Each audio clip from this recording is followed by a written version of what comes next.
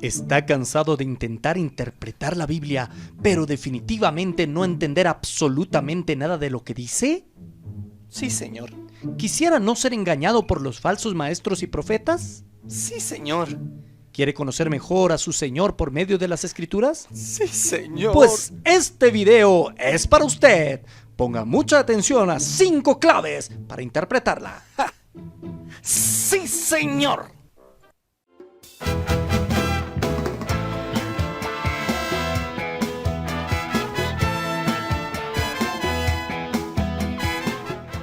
Amigos de Biblia Libre, ¿cómo están? Mi nombre es Edgar Escobar, bienvenidos a este nuevo programa. Hoy vamos a ver 5 consejos básicos, indispensables, importantísimos para poder interpretar correctamente la palabra de Dios. La mayoría de sectas que existen por el hecho de tener una mala interpretación de las Escrituras, por interpretar el texto de una forma mística, alegórica, o por no hacer caso alguno a las formas de interpretación correctas y hermenéuticas que debe tener cualquier texto.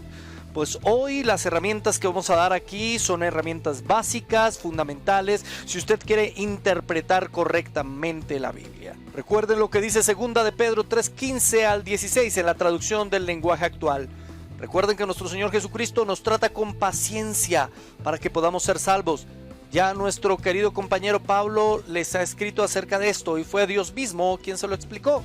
En todas sus cartas, Pablo les ha hablado de esto, aunque algo de lo que dicen en ellas no es fácil de entender. Por eso no las entiende la gente ignorante ni los que no confían en Cristo y luego las explican mal. Lo mismo hacen con toda la Biblia y por eso Dios los castigará. Se dan cuenta, desde la época de los apóstoles habían algunos textos que eran difíciles de entender y la gente ignorante, dice la escritura, los entendían mal y los explicaban mal. Y bueno, eso va a acarrear un trato del Señor para con ellos. Pero ahora sí miremos 5 consejos claves para interpretar correctamente los versículos bíblicos. Número 1. No te acerques al texto para corroborar lo que ya crees. Hay personas que se acercan a la Biblia y comienzan a interpretar todo alrededor de lo que ellos ya creen. Es decir, lo único que están intentando es comprobar que lo que ellos creen es verdad y no están dejando que la Biblia misma hable, que ella misma se interprete. Los romanistas hacen eso. Primero establecen lo que creen gracias al Papa, los concilios, el colegio cardenalicio. Ellos designan qué es lo que hay que creer y qué no. Y luego cuando van al texto, buscan como con el texto justificar lo que de antemano ellos ya creyeron. Ahí ya perdimos. No es justificar lo que ya creemos, es mirar qué es lo que el texto realmente dice. Pero no solamente los romanistas lo hacen, también muchos cristianos enseñan muchas cosas que después buscan cómo justificarlas de alguna manera en la Biblia. Cuando usted saca el texto y lo pone a decir lo que usted quiere que diga, eso se llama eisegesis. Poner al texto a decir lo que usted quiere que diga para que justifique lo que usted cree. Además, esta manera de interpretar la Biblia facilita el sincretismo entre cristianismo y otras corrientes religiosas, como las tradiciones místicas africanas, que se han ido mezclando en los últimos años con el verdadero evangelio en Latinoamérica, en los famosísimos actos proféticos, que no son más que una interpretación amañada, subjetiva de las escrituras, que justifica la magia y lo místico dentro de la iglesia. Si quieres saber mi opinión sobre actos proféticos, dejo aquí el link de nuestro video sobre los actos proféticos. Número 2. No realicen nunca una interpretación bíblica sin haber visto el panorama general del concepto interpretado. Por ejemplo, si usted interpreta la salvación solamente con el libro de Santiago, pero no toma en cuenta el libro de Romanos o el libro de Gálatas o las palabras de Jesús, su interpretación será incorrecta. Mire lo que dice Santiago, capítulo 2, verso 24. Vosotros veis pues que el hombre es justificado por las obras y no solamente por la fe. ¡Oh, hermano! Hemos predicado mal, la justificación es por obras, no solamente por fe. Eso es lo que dice Santiago. Ese es el texto que utilizan los romanistas para justificar el hecho de que ellos creen que la salvación es una combinación de obras más fe. Si usted no conoce el panorama general de las Escrituras, concluirá con ese pasaje que entonces la salvación sí depende de las obras. Pero, ¿qué si vamos a Romanos 3:28? Concluimos pues que el hombre es justificado por fe sin las obras de la ley. O Pablo en Efesios 2:8 al 9. Porque por gracia sois salvos por medio de la fe, y esto no de vosotros, pues es don de Dios, no por obras, para que nadie se gloríe. Recuerde que la Biblia está sujeta al principio de no contradicción. Para ser la palabra de Dios no puede contradecirse en ella misma. Así que en estos versículos que parecen contradecirse, parece Pablo estar contradiciendo a Santiago, lo que hay es un complementarismo. Pero ¿cómo encontramos ese complementarismo? Bueno, todo esto se soluciona con el contexto. Casi todas las incorrecciones interpretativas se solucionan viendo el contexto de los versículos. En Santiago 2:14 el apóstol apunta a una fe que no tiene obras. Luego él pregunta, ¿puede esa fe salvarlo? Explica además que lo que quiere decir con esa fe en el versículo 19 es el tipo de fe, como él lo dice, que tienen los demonios. Es decir, un mero asentimiento intelectual. El tipo de fe del que habla Santiago ahí en ese contexto no es una fe salvadora. Lo que Santiago afirma entonces es que la verdadera fe salvadora incluye obras como evidencia de tal salvación. Por eso decir que cree en Dios no es suficiente. A diferencia de Santiago, que estaba argumentando en contra de una visión equivocada de la fe, Pablo luchó contra una visión equivocada de las obras. Así que cuando usted mira el contexto de Santiago y el contexto de Romanos o el contexto del libro de los Gálatas, encontrará que están tocando la perspectiva de la salvación desde dos panoramas distintos. Pero ¿cómo puedo entender eso? ¿Cómo podría interpretar eso? Pues viendo el contexto de todos los versículos. Recuerde algo, nunca, pero nunca interprete un versículo sin entender el conjunto de lo que dice el contexto inmediato, el tema del libro, el género gramatical en el que está escrito y el contexto cultural en el que se escribió. Recuerde que no es lo mismo interpretar una narración que una profecía o que una poesía.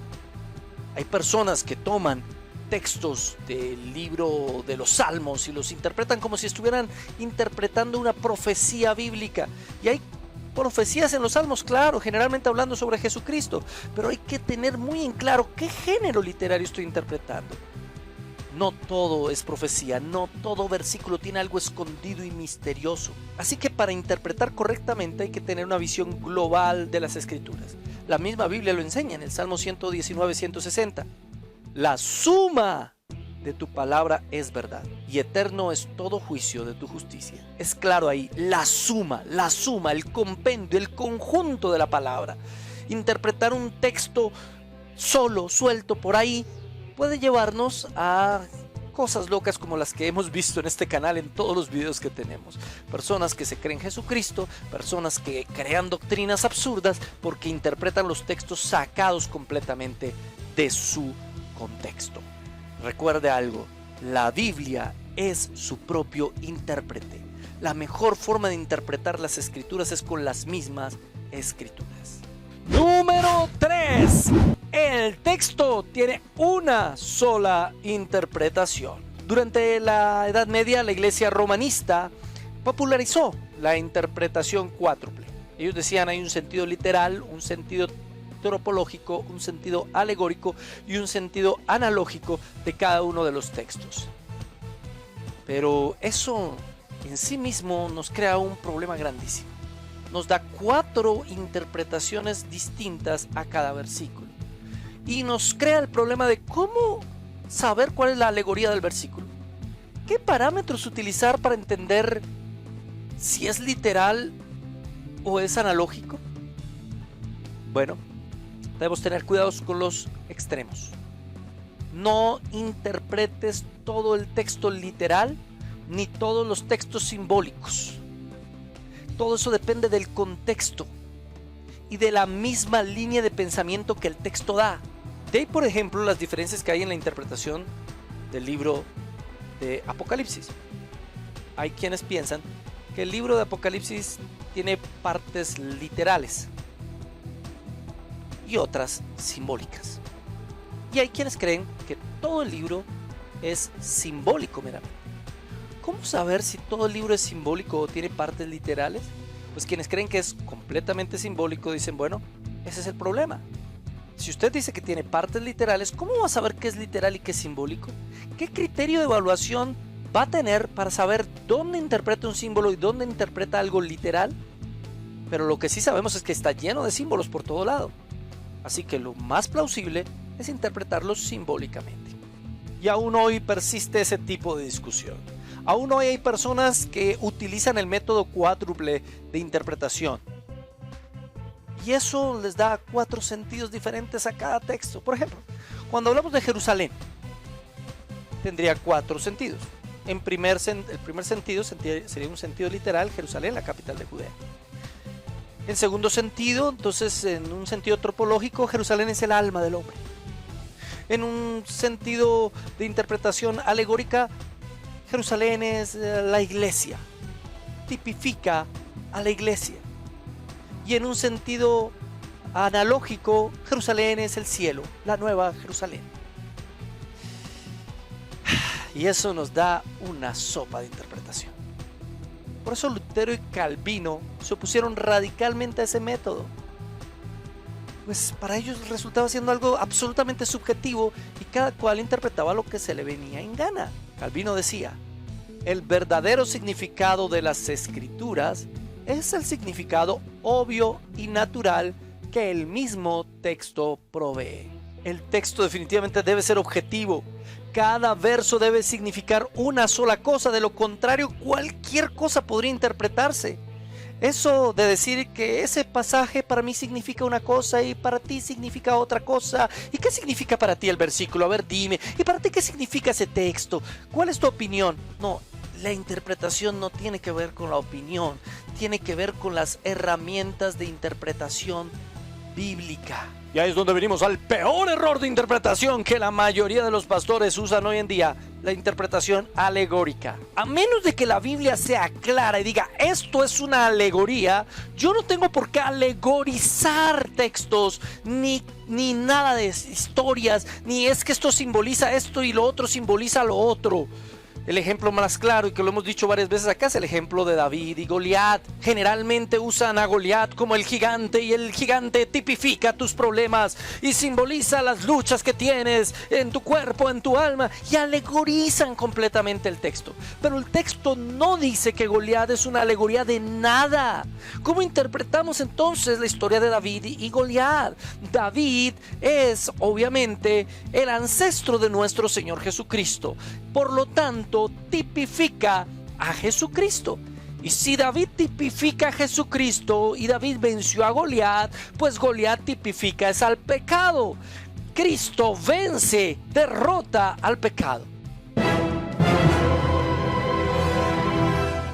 Para interpretar un pasaje como eso, y como toda la Biblia, yo debo entender que Cristo es el centro de la Biblia, Cristo es el protagonista de la Biblia y la salvación es el tema. La Biblia es cristocéntrica. Debemos encontrar a Cristo en todos los pasajes de la Biblia. Así que alegorizar un texto que no nos dice el mismo texto que es una alegoría es un terrible error. Número 4. Considera que las traducciones bíblicas no son perfectas. Hermano, lo que usted está diciendo es una herejía. La Biblia es perfecta, infalible, inerrable. Sí, estoy completamente de acuerdo. La Biblia es perfecta, infalible e inerrable, pero no sus traducciones. Y desafortunadamente no tenemos textos originales. La idea sería que todos nosotros supiéramos griego, hebreo y arameo, tomáramos los textos más antiguos y la mayoría de textos, la mayor parte de textos posibles, y de ahí sacáramos la interpretación. Pero bueno, eso no es posible. Y aun si supiésemos esos idiomas, los textos que tenemos en griego y en hebreo también son traducciones. Por lo cual, aunque la Biblia es perfecta, las traducciones no. La recomendación entonces es usar diversas traducciones bíblicas. En español hay muy buenas traducciones, ninguna perfecta. Algunos atacan a la Reina Valera, otros atacan a la NBI. Y hasta dicen que son planeadas por el diablo y esas cosas. Esos son misticismos, teorías de conspiración. Yo soy absolutamente anticonspiretas, pero sí quiero decirles algo. La Biblia no fue escrita en español. Por lo tanto, necesitamos muchas traducciones. Necesitamos Biblias interlineales. Necesitamos recurrir a las herramientas que hoy, gracias a Dios, tenemos en los medios de comunicación, en la internet, para poder interpretar de una mejor forma un pasaje. No te limites solamente a tener la Reina Valera e interpretar con ella. Usa la NBI, usa la Biblia de las Américas, usa la Nueva Traducción Viviente, usa incluso la Dios habla hoy, la traducción del lenguaje actual. Hay muchas traducciones que, complementando una con otra, te va a dar una visión mucho mejor de lo que quiere decir el texto. Además, recuerde que algunas traducciones se inclinan por preservar el significado exacto de las palabras, mientras que otras prefieren preservar el significado de las ideas. La técnica de traducción que preserva el significado de la palabra, palabra por palabra, se conoce como equivalencia formal o literal.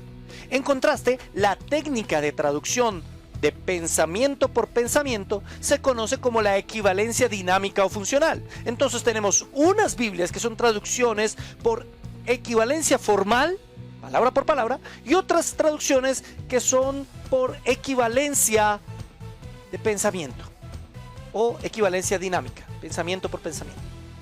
Les doy un ejemplo. Romanos 12:20. La Biblia Reina Valera es de equivalencia formal y dice: así que si tu enemigo tuviera hambre, dale de comer; si tuviera sed, dale de beber, pues haciendo estas cosas, ascuas de fuego amontonarás sobre su cabeza. Traduce palabra por palabra, pero el texto no se entiende muy claro. En cambio, cuando miramos la equivalencia dinámica, en una Biblia como la Nueva Versión Internacional, del mismo versículo dice lo siguiente: antes bien, si tu enemigo tiene hambre, dale de comer; si tiene sed, dale de beber. Actuando así, harás que se avergüence en su conducta. Lo que cambió no fue una palabra en griego por una palabra en español. Lo que cambió fue una idea en el griego por una idea en el español. Y entonces el versículo se entiende muchísimo más. No está hablando de cosas de fuego que están sobre la cabeza de uno, sino de que la persona se avergüence cuando yo hago algo bueno por ella.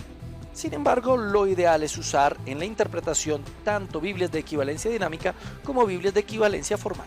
Y número 5, y el más importante de todos: tenga comunión con el Espíritu Santo. Juan 16:13-15. Pero cuando venga el Espíritu de verdad, Él os guiará a toda verdad, porque no hablará por su propia cuenta, sino que hablará todo lo que oyere y os hará saber las cosas que habrán de venir. La palabra de Dios es la espada del Espíritu. Esto quiere decir que solo con el Espíritu la palabra actúa en el corazón del hombre. Así que no es suficiente con saber muchísima hermenéutica, no es suficiente con saber de exégesis bíblica, no es suficiente con saber de los contextos y saber todo lo de las traducciones, no es suficiente con ser un erudito filiólogo, un erudito filiólogo. Hay que estar llenos del Espíritu Santo. El Espíritu Santo te tiene que guiar en la interpretación bíblica. Ahora, hay dos extremos. Está el extremo místico, el que cree: abre tu boca que yo la saciaré. El que cree que simplemente eso no requiere ningún tipo de herramienta, que solamente con leerlo el Espíritu ya le va a ir interpretando. El Espíritu lo ilumina y ya, y punto, y no requiere ninguna herramienta de interpretación. Y está el otro extremo, el intelectualismo.